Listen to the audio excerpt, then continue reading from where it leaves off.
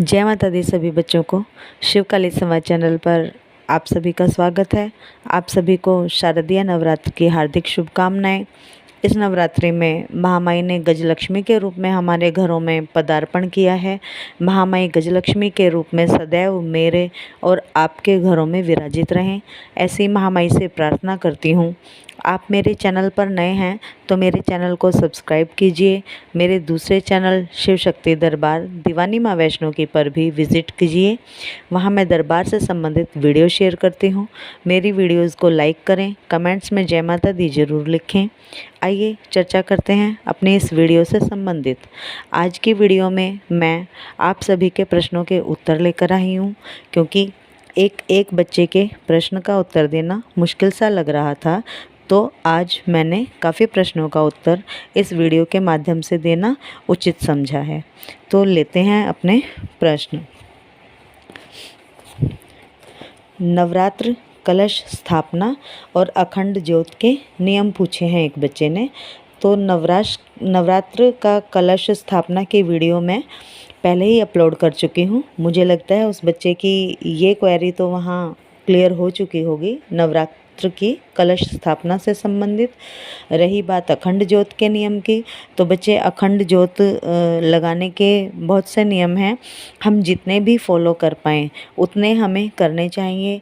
Main जो नियम है अखंड ज्योत चलाने का वो ये है कि अखंड ज्योत जिस घर में जलती है वहाँ पर साफ़ सफाई का, स्वच्छता का ध्यान बहुत ही मस्ट होता है, रखना चाहिए।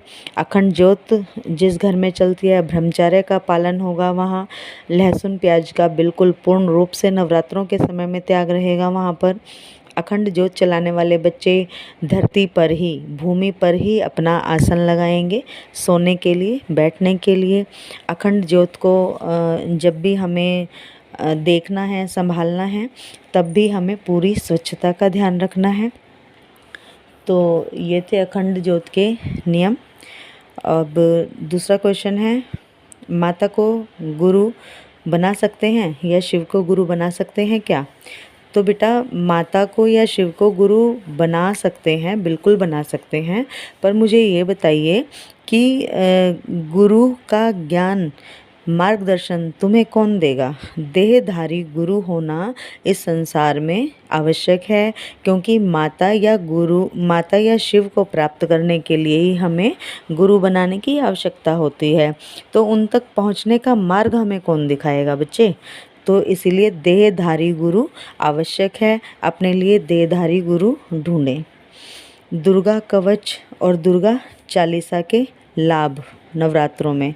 तो बेटा, दुर्गा कवच और दुर्गा चालीसा के लाभ नवरात्रों में या कभी भी किसी भी दिनों में ये हैं कि दुर्गा कवच पढ़ने वाले या दुर्गा चालीसा पढ़ने वाले बच्चों को रोग, दोष, शत्रु भय नहीं सताता है। महामाई ऐसे बच्चों की, जो बच्चे दुर्गा कवच या दुर्गा चालीसा का नियमित पाठ करते हैं, ऐसे बच्चों की महामाई दुर्गा जल में, थल में, अग्नि पवन में सब जगह रक्षा करती हैं। महामाई सदैव ऐसे बच्चों के अंग संग रहती हैं और शत्रुओं से बचा कर रखती हैं। महामाई ऐसे बच्चों की हर जगह विजय पताका लहराती हैं मेरी महामाई।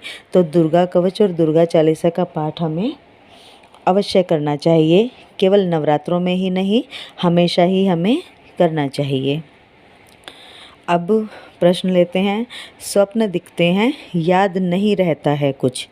तो जिस भी बच्चे का ये प्रश्न है या इससे रिलेटेड और भी बच्चों का प्रश्न हो सकता है कि स्वप्न दिखते हैं पर हमें याद नहीं रहता है, ऐसे बच्चों को एक उपाय मैं यहाँ बता रही हूँ। 2 लड्डू लेने हैं बच्चों, बूंदी के लड्डू होने चाहिए। 2 लड्डू बूंदी के लेकर उनमें एक लौंग का जोड़ा दोनों लड्डू में लगाना है। अपने ऊपर से 7 बार उतारना है और चौक चौराहे के धाम पर महामाई के चरणों में भोग को समर्पित करके आना है। माँ से ये प्रार्थना करते हुए कि माँ, मेरे स्वप्न जो मुझे दिखाई देते हैं वो मुझे याद रहें, ऐसा मार्ग मेरा खोलो। ये कार्य आपको 3 शनिवार करना है बच्चे। स्वप्न याद रहना आरंभ हो जाएंगे। अगला क्वेश्चन है, गुरु दीक्षा क्या होती है? किसी बच्चे ने पूछा है गुरु दीक्षा क्या होती है? तो बच्चे गुरु दीक्षा होती है किसी भी बच्चे को अध्यात्म के मार्ग पर आगे बढ़ना है, महामाई की सिद्धि करनी है, सेवा करनी है, महामाई की विशेष कृपा प्राप्त करनी है, या अपने किसी इष्ट की, केवल महामाई की ही नहीं, अपने किसी भी इष्ट की, उसमें श्री कृष्ण जी हो सकते हैं, उसमें बाबा भोलेनाथ हो सकते हैं, उसमें बाबा मोहन राम हो सकते हैं, बाबा जहारवीर गोगा जी हो सकते हैं, जो भी आपके इष्ट हैं उनके भक्ति के मार्ग में हमें आगे बढ़ने के लिए गुरु की आवश्यकता होती है। और गुरु से मिली हुई दीक्षा या ज्ञान या मंत्र दीक्षा कहलाती है। यही गुरु दीक्षा होती है कि हम अपने लिए अपने एक गुरु की खोज करें, उन गुरुओं की शरणागति हो जाएं, उन गुरु से अपने शीश पर उनकी कृपा का हाथ रखवाएं, उनसे गुरु मंत्र प्राप्त करें और उस गुरु मंत्र को जाप करते हुए हम अपने इष्ट की भक्ति करते हुए अपने इष्ट के चरणों में समर्पित हो जाएं, अपने इष्ट के चरण वंदन करते हुए उनकी भक्ति को प्राप्त करें, उनकी कृपा को प्राप्त करें। यही गुरु दीक्षा होती है बच्चे। अब है नेक्स्ट क्वेश्चन है, यदि हम तामसिक हैं तो माँ को तामसिक भोग दे सकते हैं क्या? बेटा यदि हम तामसिक हैं तो माँ को तामसिक भोग दे सकते हैं। मैं नहीं कहती हूँ कि माँ को तामसिक भोग देकर चलाएं, क्योंकि माँ एक बार तामसिक भोग पर चल गई तो उनका रूप अति उग्र अति रौद्र होगा और वह संभाले भी नहीं संभल पाती हैं। इसीलिए तामसिक भोग पर कभी भी माँ को नहीं चलाना चाहिए। माँ को हमेशा सात्विक भोग पर ही चलाएं। ऐसी मंशा रखें कि माँ सात्विक भोग पर चलें और सदैव सब ओर से सब प्रकार से हमारा कल्याण करें। तो तामसिक भोग पे नहीं चलाना है बेटा माँ को।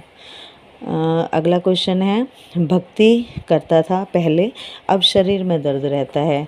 बेटा भक्ति करने वाले बच्चों के शरीर में दर्द होता ही है, क्योंकि शक्तियाँ बच्चे के साथ चलने लग जाती हैं और जबकि हमें पता नहीं होता है तो हम भक्ति करना बंद कर देते हैं। तो अब फिर शरीर में दर्द होना लाजमी बात है कि हमने भक्ति छोड़ दी है, पर शक्तियाँ तो हमारे साथ ही हैं, शक्तियाँ तो हमें छोड़कर नहीं जाएंगी। वो शक्तियाँ हमें अपना आभास कराती हैं, इसी वजह से हमें हमारे शरीर में दर्द का आभास रहता है। तो बच्चे आपके लिए ये है कि आप कहीं किसी दरबार में या किसी भक्त से, चौकी वाले भक्त से जाकर मिलें और उनसे अपने जांच करवाएं। नेक्स्ट क्वेश्चन है, माँ काली की छोटे मंत्र वाली सिद्धि।